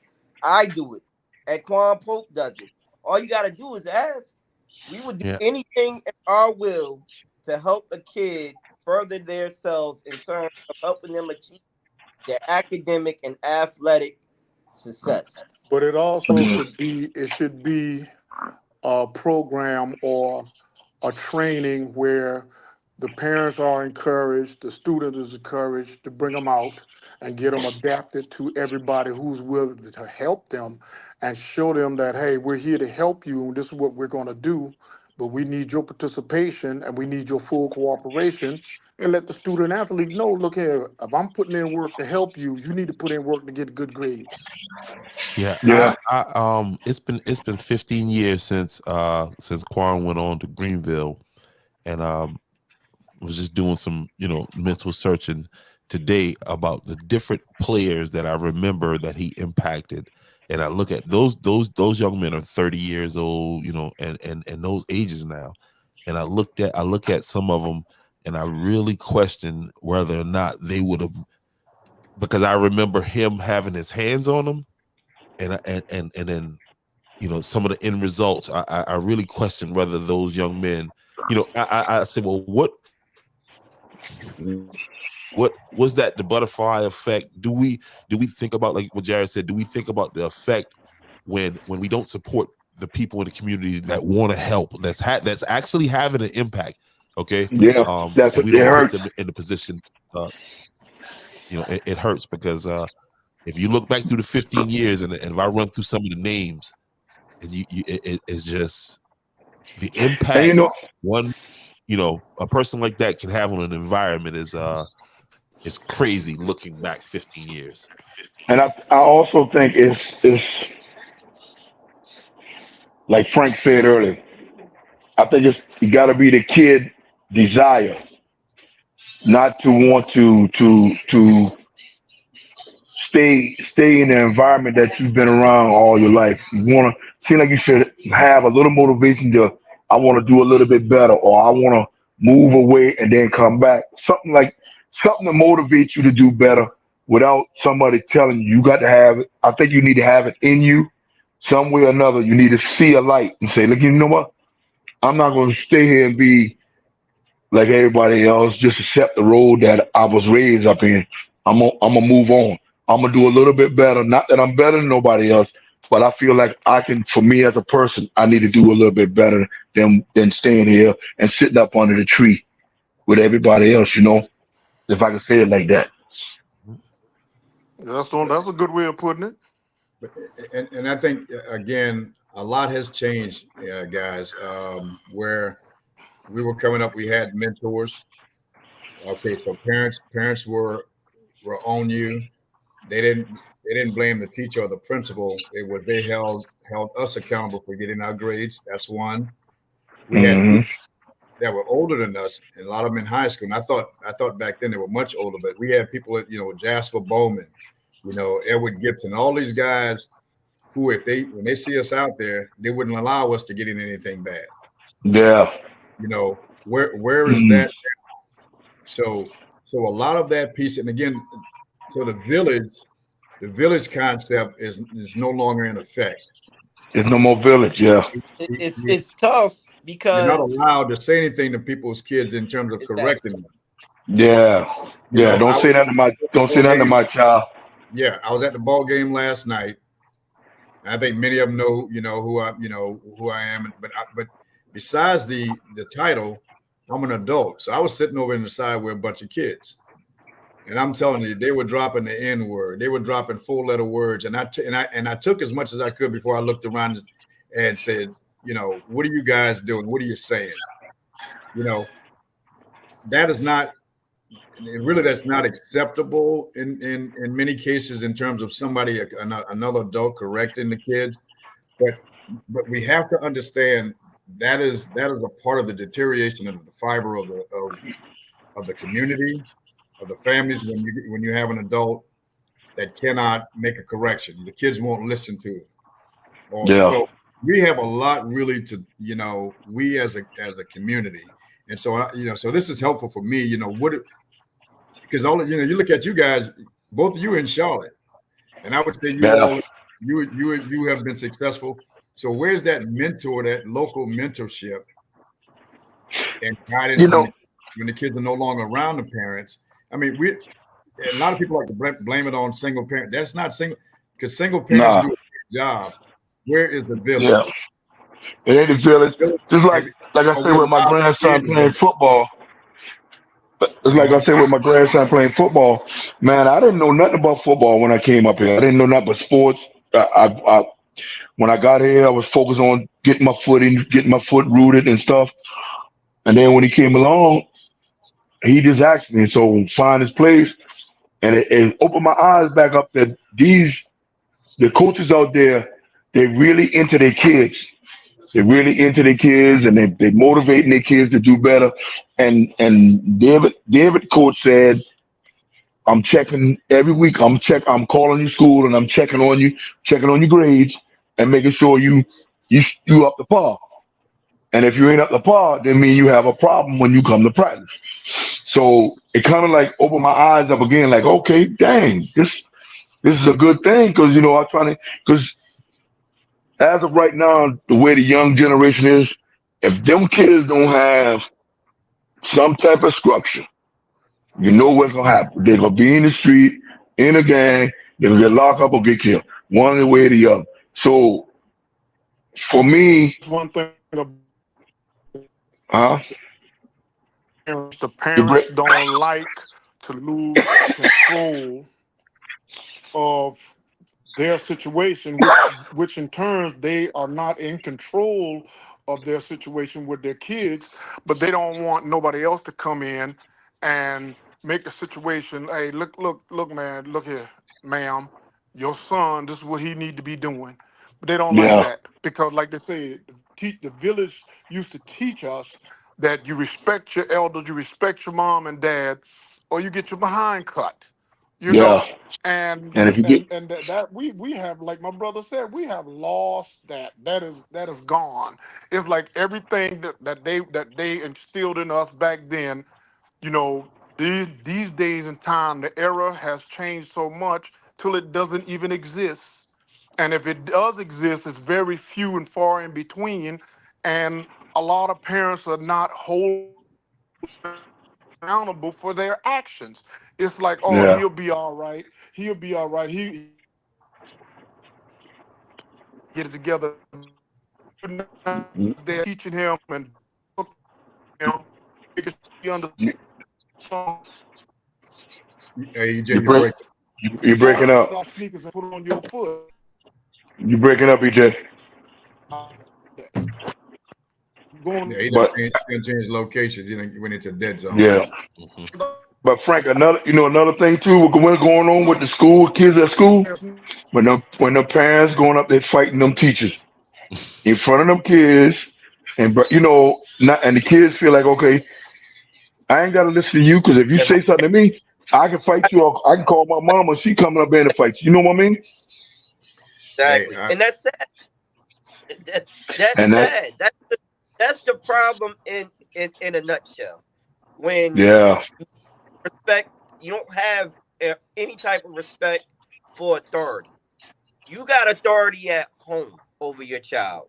When your yeah, child is in someone's classroom or at someone's job or in someone's practice, you're entrusting that coach, that teacher, with giving them autonomy over your job, over your kid at that point in time.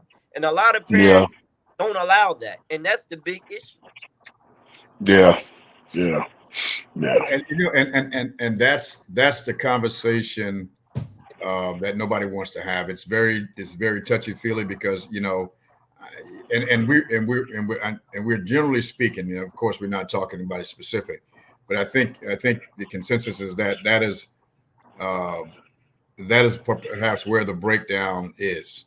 Is that is at home? I think that's got to be um, that's the basis of a kid either being successful or failing. We yeah, can't put it on a system. We can't because they are our responsibility, and yeah. we and if we haven't allowed them to others to come in and help, to assist with that, then that's a personal decision. Um, Yeah.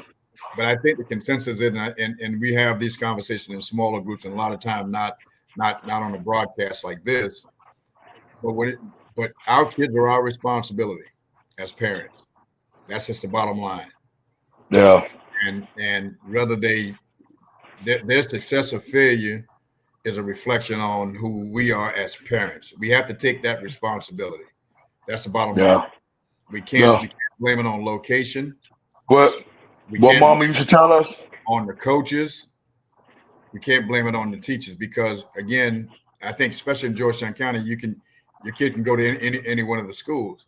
So we have to figure out, if we're doing the best we can and the system is failing them, then you can move them somewhere else. But we got to What take that mama that what personal your mama used to tell us, Frank? yeah, man. You go out there and act a fool. You ain't embarrassing yourself. You ain't embarrassing me. And when you ain't embarrassing me, guess what? Then me and you got a problem. It's a The different it's kids a now, different animal. the kids now don't they feel like what they do is okay. It ain't bother. It ain't got nothing to do with you as a parent. But that's a lie. So Jamal, I Almost. think we've come full circle, man. Like we came in here talking about the glory days of 1982 and football, and we find ourselves at a point now where those days things have changed. So a lot of things we kind of unpacked through this conversation. That is the core of the successful failure of our children. Yeah. And it comes back to the home. You know, what are we Yeah. Yeah. doing as parents to give our kids the best opportunity? Yeah. And then how do we come together? And from where I said, how do we come together as a community to help the parents who really want, will allow you to come and help? What could we do with some of the things that I ask myself as the mayor of the town, is that what can we do? And I will tell you, and it's not creating just a place for them to come hang out.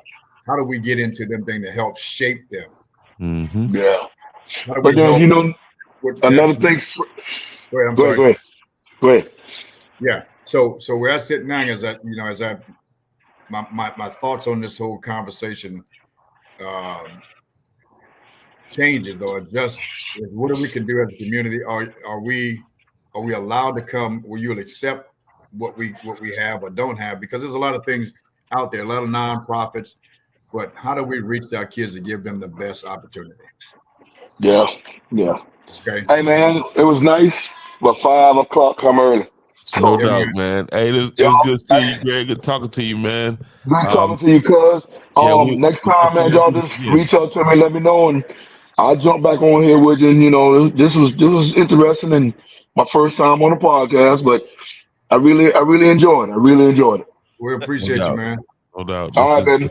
Y'all be yeah, man. good. Love y'all, man. All All right. right, man. Much love. All right, baby. Yeah, this is well, Jared checked out too. Jared left. No, Yeah, man. Come on back in here. yeah, Wrap. pop back in the Jared. But yeah, this is important. This is great. This is awesome. This Yeah. is and it's good to get that, the just different perspectives. This is always good. Yeah, Yeah, 'cause me go and ahead. I'm Jared sorry. had a long conversation today about around right about what the tail end of the conversation that we had, and we're gonna get back on there because it's got to be had. I'm telling you, it is amazing to think of some of the kids who were directly affected 15 years ago when this man left the environment and where they are now. It's mind blowing. It's just something that we need to yeah, pop back in, Jared. It's something that we need to talk about so that we don't repeat the same thing moving forward. And I think I would like to hear from the parents on this topic, and get there, because obviously, we're generalizing. Yeah, and I want to get Roderick Dawsey Sippy on there. I want to get Eastwood. I want to get some of those parents in on the conversation too, because when I say Eastwood, I mean Levon White. Levon tells me the story about how in the situation getting Cat Daddy in school, he called that coach 2 weeks in a row every day, to the point that where the coach was like, "Man, I had to call you back." You know what I mean? Right. And we got to be that kind of persistence for your kid is what it takes. And you mentioned like Sippy. He's there. His son, who's right now at Erskine, is an academic standout. One of the best ball players. Whether baseball or football, and he's at Erskine's now, and so they're involved. That's what we're talking about in terms of parents' involvement, not just at the games, but academically. Mm-hmm. And because go ahead, sir. and my apologies, Mayor. No, great. He's academically inclined. Not only is he getting athletic money, he's getting academic money. If people realize how much it costs to go to Erskine, it costs almost $30,000 a year to go to Erskine. Mm. So when you getting academic money and athletic money as well, pretty much going there on a full scholarship. So we got to put that in perspective. A lot of kids don't realize when they do go D2s only get 8 full scholarships a year, which round out to about $90,000. So they're splitting that money between, with basketball players 12, And then on football, I think it's upwards to maybe 70 scholarships. It's vastly different. But they're splitting that money throughout their program.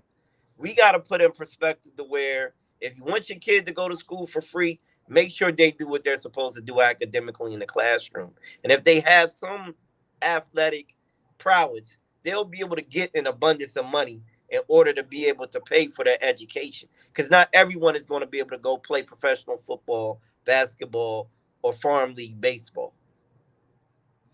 Yeah, it's the I think the moral of the story is the front end work. You got to put in that work up front.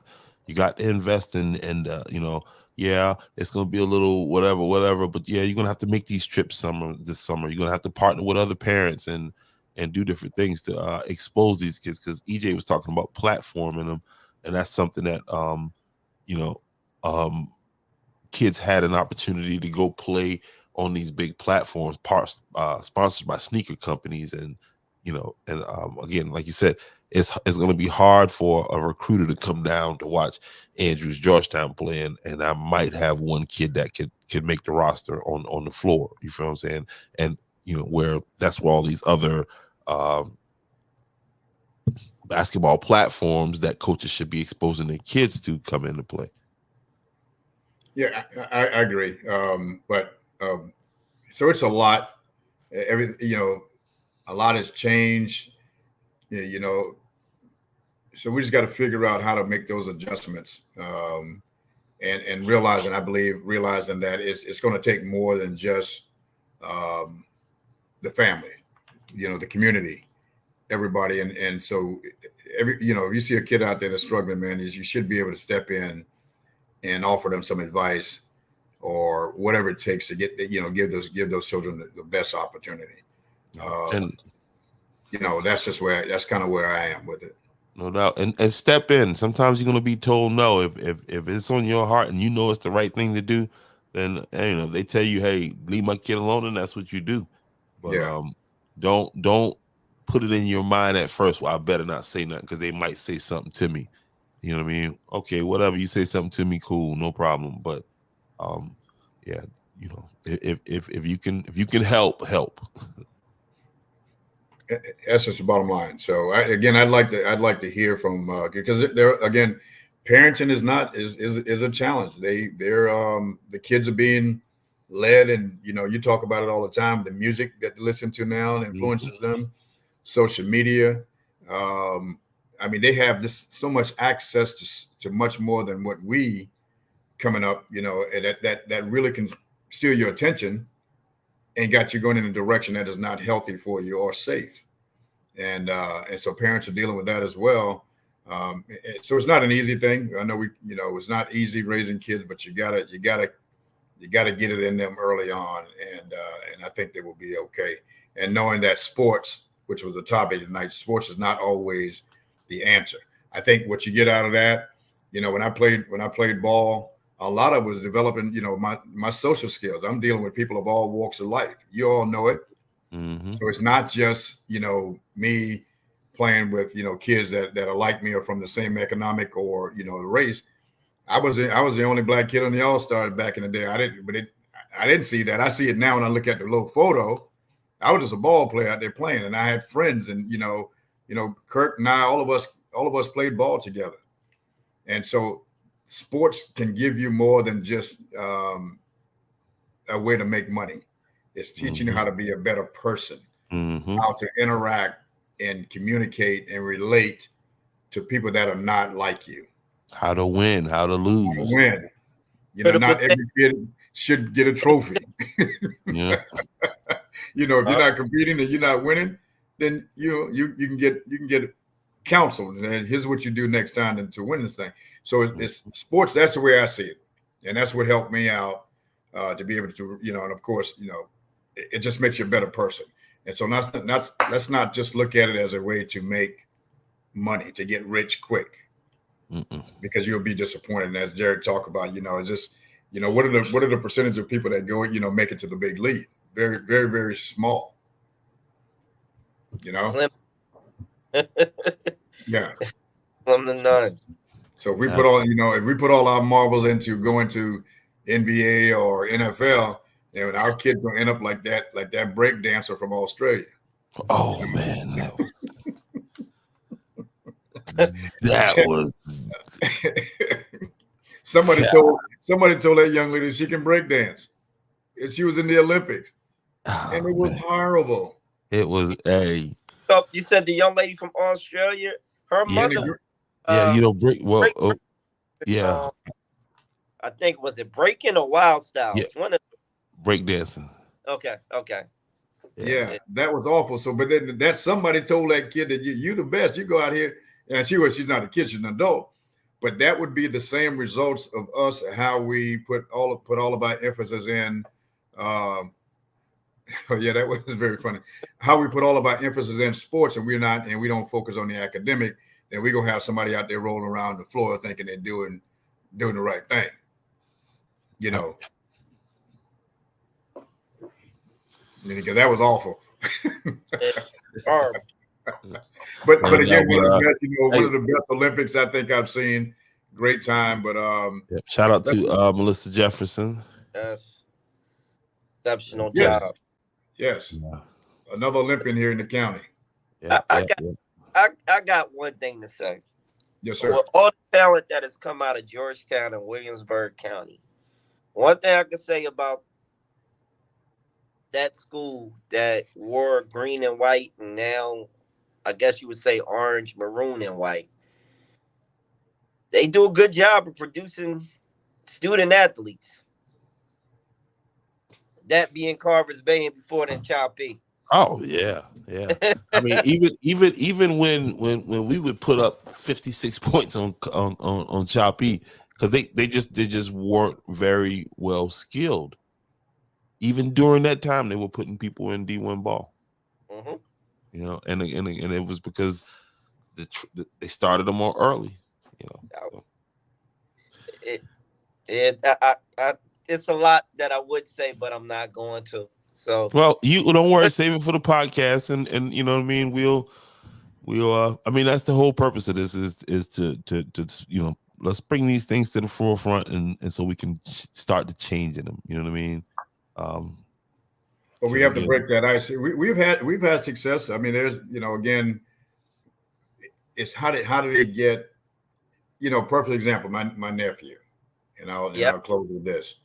You know, Marcus Pope, one of the best hurdlers. You know, his father was one of, you know, the best hurdlers out there. So naturally, but I'll let him tell his story.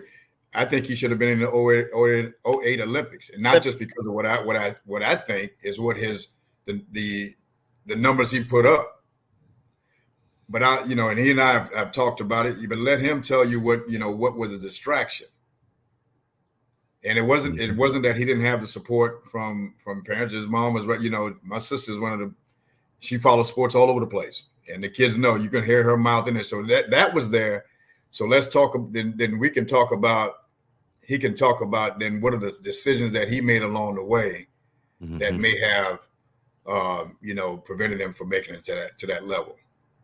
I mean, the guy was one of the best, and he's still right now. You know, is coaching it. He's got girls coming up. I'm looking forward to them. That troop he got coming. I'm telling you right now. I'm watching him, and the way he's doing it, it's nothing to them. It's, you know what I mean. Right. It's play. It's fun. You know what I mean. Quiet as it's kept, he was Melissa's coach for a period of time. Wow. Yeah. Wow. So you're talking about an abundance. I'm talking, you know. So what held you back? What prevented you? What decisions that you make? And again, that gets back to, I think, this as we look at the total kid, the total person, the student athlete, and the decisions that they make outside of the parents, what prevented you? And I think there's some things to be learned through that.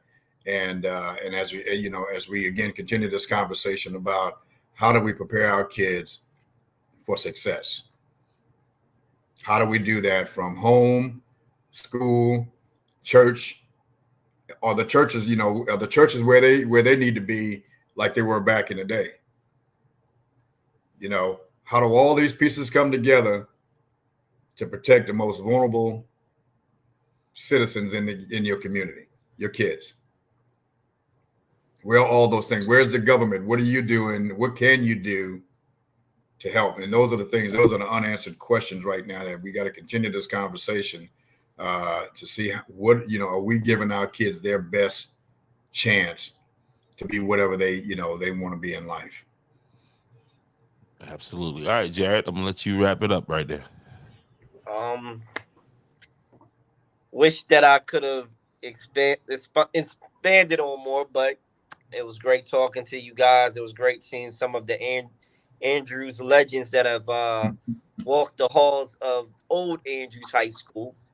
A lot of you guys do deserve to be in this upcoming Hall of Fame that they're about to have. What I will say is that your high school accolades, in my humble opinion, should be the reason why a lot of people get in. If it's post high school, I don't think you should be considered, no matter who you are, because what you did on that field or basketball court or track is one of the reasons why you should be eligible for the Hall of Fame within the 4 years of high school. That's all. No doubt, no doubt. All right, so listen, I'm gonna wrap it right here. Let me get you guys off real fast. All right, great show. I'm so looking forward to doing that again. I want to know who the next class is and when you guys want to come on. Tuesday night we can do this because there's so many different names that we did not call that we need to call. So you guys can help us with that, and I appreciate everybody that popped in. Ms. Flanagan, thank you for the donation. I'm sorry, like Greg, I got a doctor's appointment in the morning at 8:00. So this has been great, and I'm about to get off now. Y'all have a good night.